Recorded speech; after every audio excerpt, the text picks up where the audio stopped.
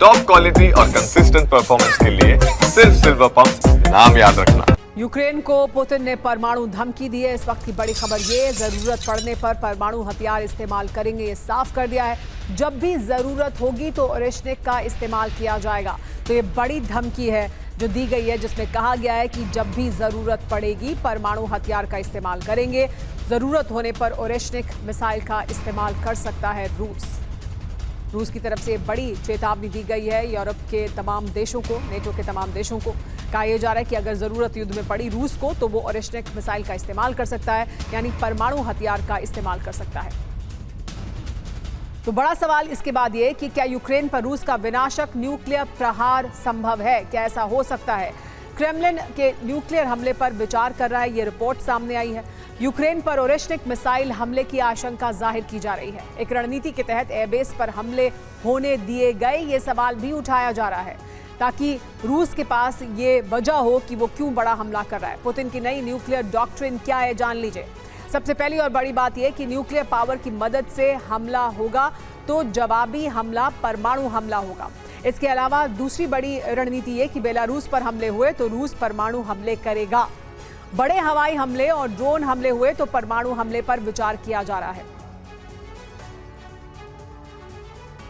जिस ऑपरेशन को दुनिया यूक्रेन की सफलता मान रही है, क्या वो सच में यूक्रेन का ही है या फिर इसके पीछे पुतिन का खुफिया दिमाग है?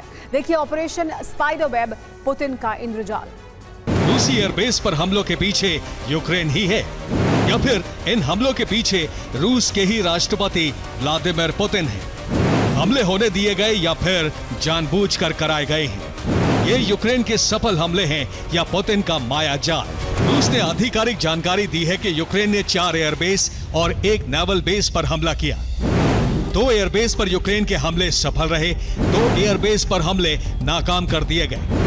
नेवल बेस पर हुए हमले में कोई नुकसान नहीं हुआ।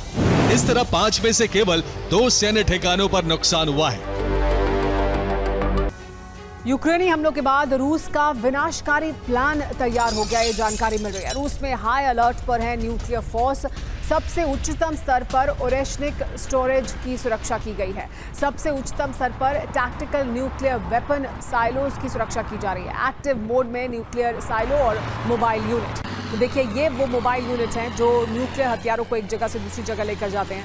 हाई अलर्ट पर है टैक्टिकल वेपन साइलोज, वो साइलोज जहां पर रखे गए हैं टैक्टिकल न्यूक्लियर वेपन्स। इनकी सुरक्षा को बढ़ाया गया है और एक्टिव मोड में हैं ये तमाम मोबाइल यूनिट्स भी और साइलोज भी। सबसे बड़ी जानकारी यह है कि हाई अलर्ट पर है रूसी न्यूक्लियर फोर्स और इसके दरअसल मायने क्या है। यूक्रेनी हमलों के बाद उच्चतम स्तर पर है रूसी न्यूक्लियर साइट की सुरक्षा। रूस की तरफ से सुरक्षा को बढ़ाया गया है। रूस की न्यूक्लियर रिस्पांस चेन से जुड़े Oreshnik command post high alert पर है। रूस के अंदर सबसे उच्चतम स्तर पर टैक्टिकल न्यूक्लियर वेपन साइलो हैं। यूक्रेनी हमलों के बाद हाई अलर्ट पर रूस की सभी न्यूक्लियर फोर्स हैं। इसके अलावा न्यूक्लियर वॉरहेड व्हीकल के रास्तों पर असामान्य सैन्य गतिविधि के संकेत मिल रहे हैं। 1962 में क्यूबा मिसाइल संकट के बाद से इस स्तर का संकट कभी नहीं देखा गया था। दुनिया में जहां जंग है वहां ट्रंप मौजूद है। ऐसे 4 फ्रंट आपके सामने हम आपको दिखाएंगे। तस्वीरों में हम आपको दिखाएंगे कि किस फ्रंट पर एक्टिव हैं ट्रंप और किस तरह से ट्रंप इस फ्रंट पर काम कर रहे हैं। रूस यूक्रेन जंग में ट्रंप एक्टिव है, इजराइल हमास युद्ध में वो एक्टिव है और ईरान इजराइल टकराव पर भी एक्टिव है। रूसी मीडिया से रिपोर्ट है कि क्रेमलिन न्यूक्लियर हमले पर विचार कर रहा है। यूक्रेन पर ओरेशनिक मिसाइल हमले की आशंका बढ़ गई है। रूस के पलटवार से ग्लोबल रिएक्शन शुरू हो सकते हैं। तो क्या न्यूक्लियर हमले का आधार तैयार करने के लिए एयरबेस पर हमले होने दिए गए या कराए गए हैं? परमाणु सिद्धांतों में जोड़ा गया था कि परमाणु शक्ति संपन्न देश की मदद से गैर परमाणु शक्ति वाला देश हमले करेगा तो रूस परमाणु हमले के लिए स्वतंत्र है। इसके साथ ही बेलारूस पर हमले हुए तो रूस परमाणु हमले करेगा।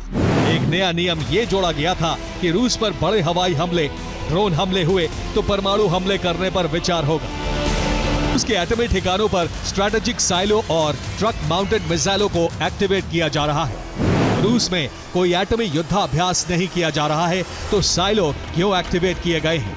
न्यूक्लियर वॉरहेड ट्रांसपोर्ट रूट पर सैन्य गतिविधि बढ़ गई है। क्यूबा मिसाइल संकट के बाद से इतनी बड़ी परमाणु गतिविधि नहीं हुई है। रूसी टेलीग्राम चैनल ने इस पर लिखा है कि परंपरागत युद्ध के परमाणु युद्ध में बदलने के बीच धागे जितना महीन अंतर है।